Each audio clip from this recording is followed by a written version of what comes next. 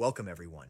Asian Market Observer here. That number you keep refreshing, completely beside the point. Your focus on current pricing blinds you to everything. You're photographing the waves while the tsunami approaches. The genuine headline isn't the number flashing before your eyes. What truly matters carries far more weight than any figure hovering around the $80 mark. That's merely surface noise, a distraction from the earthquake happening beneath our feet. The actual story centers on one individual, one statement, and that statement originates from Elon Musk. During our fixation on price movements, while trading algorithms battled over fractions, one of Earth's wealthiest individuals, Tesla's chief executive, the leader of our planet's dominant solar power corporation, stepped onto X, the platform previously known as Twitter, and delivered 4 words that fundamentally altered this market's direction permanently. His response to coverage regarding the shortage situation read simply, "This is not good. Silver is needed in many industrial processes."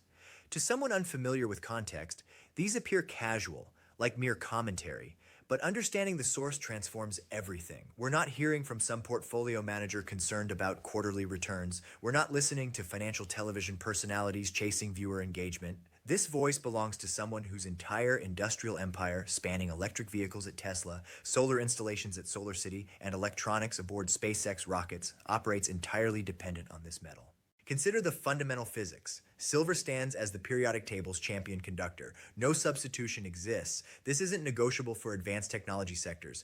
High-efficiency solar panels require silver paste without exception. EV battery management demands silver contacts universally. Physics refuses compromise. Therefore, when Musk declares this problematic, his concern transcends pricing. Cost doesn't matter whether the metal reaches $79 or $100. His wealth provides unlimited purchasing capacity. His genuine worry centers on availability itself. His statement translates directly, "Procurement worries me. Supply chain vulnerability concerns me. The paper trading system deceives while physical inventories vanish."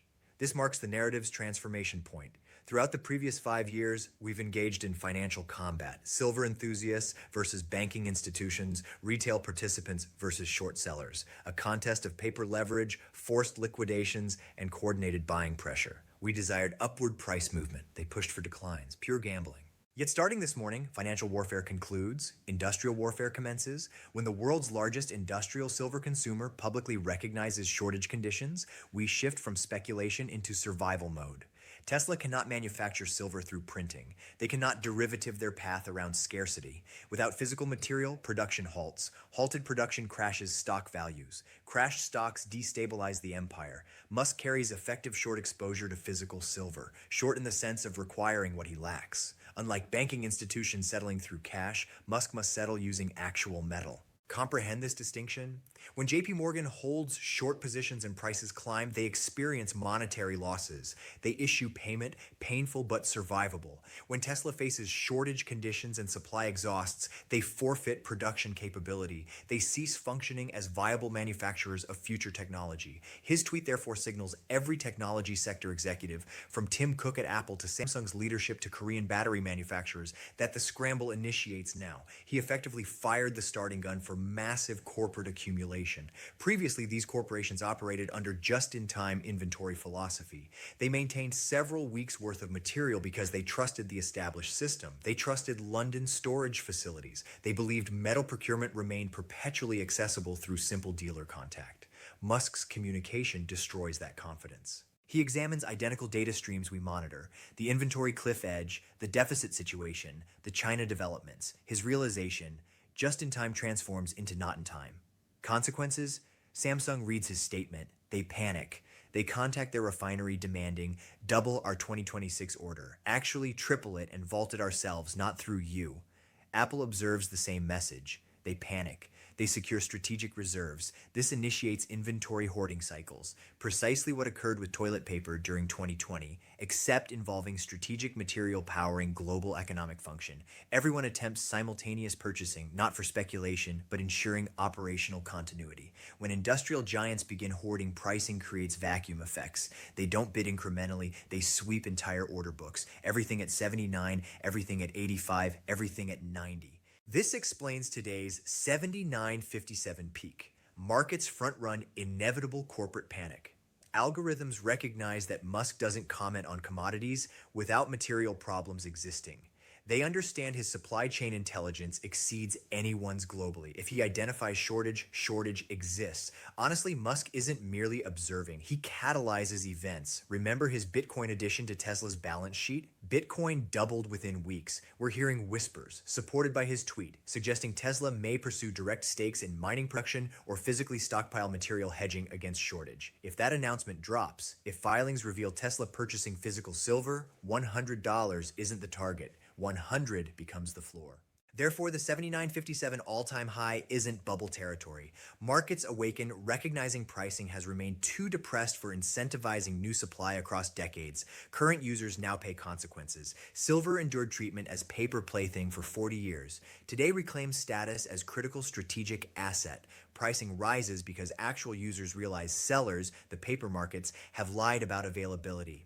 But here's the frightening element. Musk's alarm isn't just about general supply shortfalls. He isn't simply analyzing mining charts and calculating. He's focused on one specific calendar date, arriving in fewer than 4 days. He knows something mainstream coverage ignores. He knows that January 1st, 2026 activates history's single largest silver market disruption. He knows the world's largest refined silver producer prepares to lock gates. Musk's tweet responded to this specific news. He understands the China export licensing system isn't mere bureaucratic restructuring. It's blockade implementation. When you grasp what China intends, the specific thresholds, credit requirements, supply nationalization, you'll comprehend why Elon Musk worries. You'll understand why $79 silver represents opportunity, because Beijing's current actions constitute checkmate against Western industrial infrastructure. They're not just tightening markets, they're capturing them. This leads us into this new policy's details because the fine print absolutely terrifies anyone requiring silver outside China. This represents the specific nightmare keeping Elon Musk awake currently. Not vague feelings about depleting mines, a specific hard deadline striking global supply chains in exactly 4 days.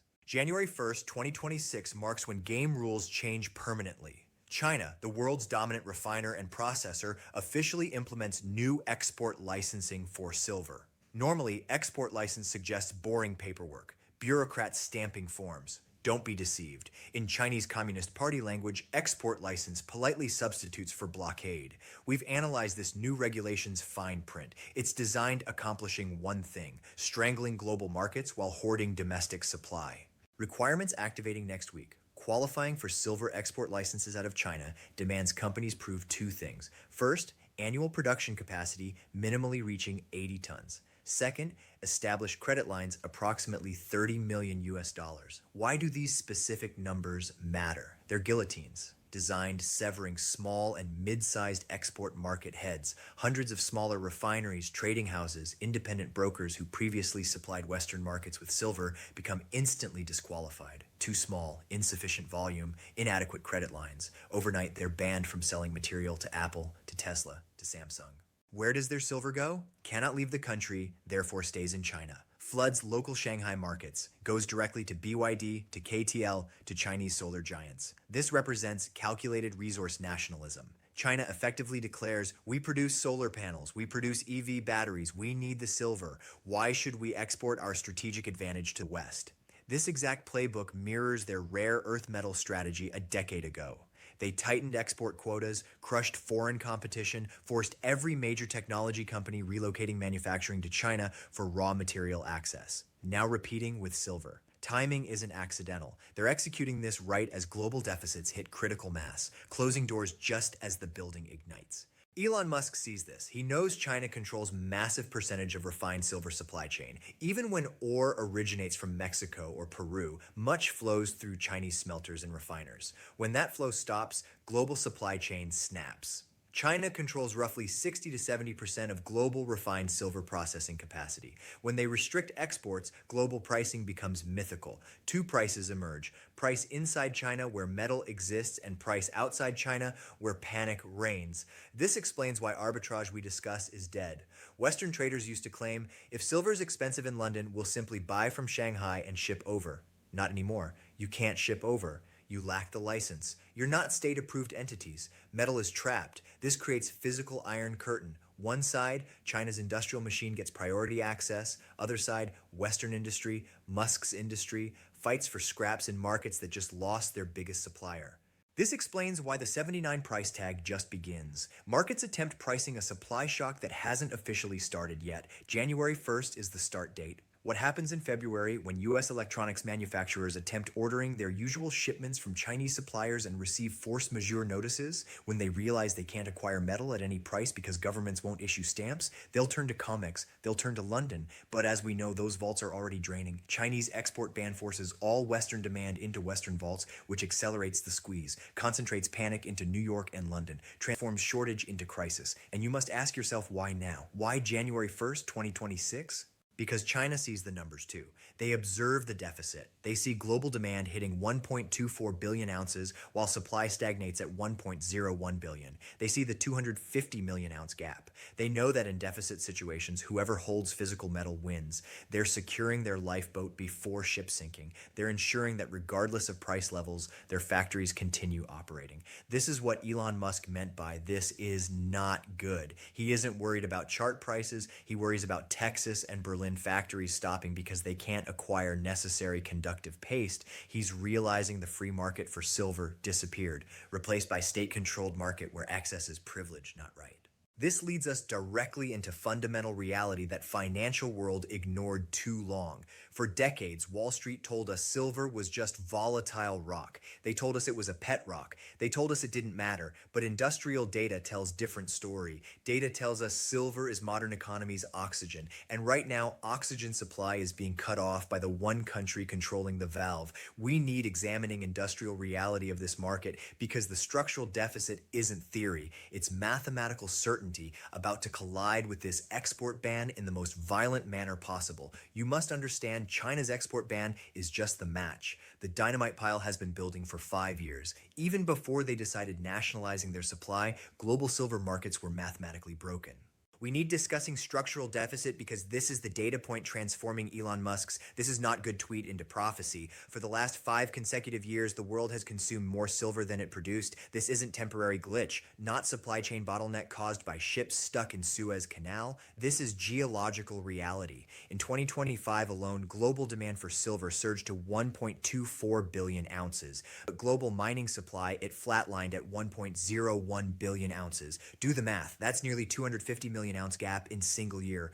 Where did that extra silver come from? It came from above ground stockpiles, came from vaults in London and New York, came from recycling. But you can only drain a bathtub for so long before hitting the porcelain. And right now we're scraping bottom. Now, usually when a commodity gets too expensive, markets find substitutes. If copper gets too expensive, builders switch to aluminum piping. If platinum gets too pricey, car makers switch to palladium for catalytic converters. Wall Street assumes the same thing will happen with silver. They think if silver hits 100, Tesla will just use copper. They're wrong. And this is where physics enters. Silver is not just shiny metal. It's the single most electrically conductive element in the known universe. Conducts electricity better than copper, conducts better than gold, possesses highest thermal conductivity and highest optical reflectivity of any metal. In the world of high-efficiency electronics, in the world of EV batteries, 5G towers, and advanced solar panels, you cannot compromise on conductivity. If Elon Musk switches contacts in Tesla battery from silver to copper, efficiency drops, range decreases, heat increases, car becomes worse. If solar panel manufacturer switches from silver paste to copper paste,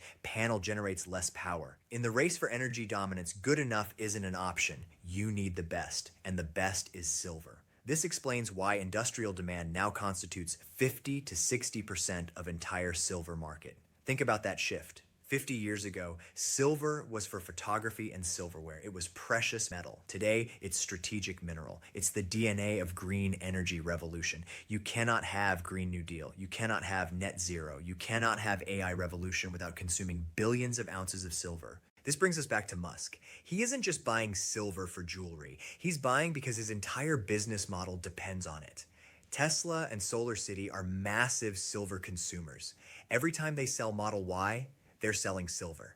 Every time they install solar roof, they're installing silver. Musk knows he's effectively world's largest naked short on physical silver. He's sold millions of cars and panels requiring silver in the future, but hasn't mined the metal yet. So when he sees China, the country refining vast majority of world's silver, locking gates on January 1st, he realizes his supply chain is naked. He realizes the 250 million ounce deficit is about to become 400 million ounce deficit because Chinese supply is no longer available to the West. This transforms buyer psychology. For the last decade, industrial buyers were price sensitive. If silver went up, they bought less. Now they're price inelastic. If you need silver finishing a $50,000 electric car, you don't care if silver costs 25 or 100. Silver cost is tiny fraction of total vehicle cost, but without it, vehicle doesn't run. You'll pay any price acquiring metal. It's about chief procurement officers at Samsung, Apple, and Tesla screaming at suppliers to secure metal before competitors do. It's game of musical chairs, and China just removed half the chairs. Here's the most dangerous part for financial system. While industrial demand explodes to 1.24 billion ounces, paper market, futures market in New York still pretends silver is abundant. They're trading hundreds of times more paper than actually exist in vaults. They've built casino on top of mine that's running empty. We have specific number for this insanity. It's called paper to physical ratio. Right now, that ratio sits at 356 to 1. That means for every single ounce of real silver sitting in vault, there are 356 people holding paper claiming to own that ounce. What happens when Elon Musk and Samsung and Apple decide they don't want paper anymore? What happens when they demand physical metal because they need putting it into factory? The 356 claims collapse into one. 355 people get nothing. One person gets metal. This is death of paper scenario. And with China export bans starting in 4 days, we're about to see exactly what happens when paper promises collide with physical wall. In the next part, I'm going to break down this 356 to 1 ratio and explain why COMEX is effectively fractional reserve crime scene about to be exposed by industrial giants. Paper market is dying, physical market is taking over, and price is about to reflect reality. And if you think physical deficit is terrifying, you need looking at paper market because this is where crime scene is located. This is where greatest illusion in financial history is about to be shattered by brute force of industrial necessity. We have specific number defining this illusion. It's the paper to physical ratio. Right now, according to latest data from US Debt Clock and industry analysts, that ratio sits at approximately 356 to 1.